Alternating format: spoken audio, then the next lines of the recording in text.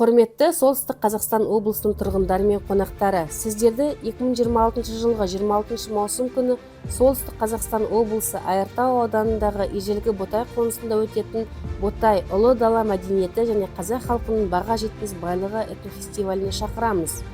Ботай адамзат тарихындағы ең ұлы жаңалықтардың бірі, жылқыны алғаш қолға үйреткен өркениеттің бесігі.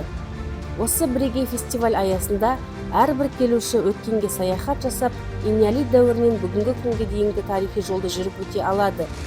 Сіздер көне Ботай мәдениетімен танысып, көшпелі өркениеттің қалыптасу кезеңдерін көріп, қазақ халқының бай тарихи мәдени мұрасын тереңірек сезінесіздер. Фестиваль бағдарламасында этномәдени көрмелер, қолөнер шеберлерінің туындылары, театрландырылған қойылымдар, концерттік бағдарлама, ұлттық спорт түрлері, халық ойындары, атпен серуендеу, садақ ату жарыстары және көптеген интерактивті алаңдар ұсынылады.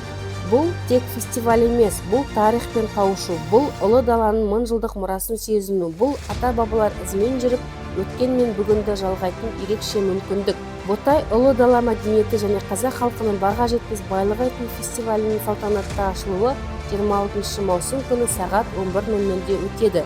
Өтетін орны Солтүстік Қазақстан облысы Айыртау ауданы ежелгі Ботай қонысы. Ұйымдастырушылар Ботай мемлекеттік тарихи мәдени музей қорығы және Солтүстік Қазақстан облысының туристік қауымдастығы.